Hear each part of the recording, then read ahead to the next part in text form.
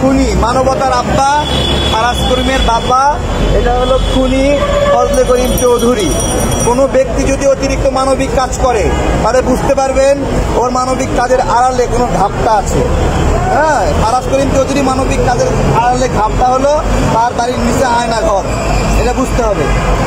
ও যে কাজগুলো করে এগুলো ফিল্ম স্টাইলে করে, এই সিনেমা বানাচ্ছে, সিনেমাটিক ক্যামেরা ব্যবহার করে এগুলো মানে সিনেমার মতো করে তুলে ধরে এবং প্রতিদিন সবাই ভাই এগিয়ে যান এগিয়ে যান এগিয়ে যান, এগিয়ে যেতে যেতে একবার আসপাতে চলে গেছে, ঠিক আছে, ভাই আর ফিরে আসবে না। খুনের সঙ্গে অভিযুক্ত পুরা রাউজানবাসী জানে। তারা সারাক্ষণ আমাকে মেসেজ দিত, ভয়েস দিত, বলতো ভাই ওর বিরুদ্ধে কিছু বলেন।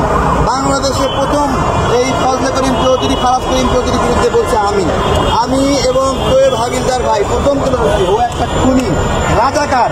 শেখ হাসিনা এমনি মুক্তিযুদ্ধের কথা বলে, কিন্তু এই রাজাকারকে নমিনেশন দিচ্ছে এবং রাউজানে মুক্তিযোদ্ধারা ওর বিরুদ্ধে প্রতিবাদ করছে। এই যে সাক্ষী আসে, এদিকে আসে, মুক্তিযোদ্ধারা ওর বিরুদ্ধে প্রতিবাদ করছে না, যত নমিনেশন দিলে প্রতিবাদ করছে।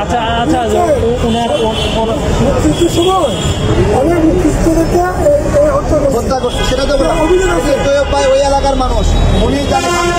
আমি এবং উনি মিলে এইখানে দাঁড়িয়ে প্রতিবাদ এখন না, ভিডিও বার্তার মাধ্যমে বলেছে ওনাকে ফাঁসানো হচ্ছে। ওর যে বড় ক্রিমিনাল বাংলাদেশে নাই, ও একটা রক্ত চোষা রাউজানের মানুষকে দিনের পর দিন কিসে খাইছে।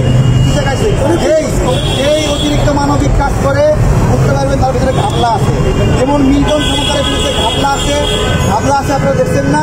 তারপরে মাদার টেরেসা তার যে টাকাগুলো সংগ্রহ করতো সারা বিশ্বে মাত্র 7% ব্যয় করতো অসহায় মানুষের জন্য, বাকি 93% মাদার টেরেসা চুরি করতো।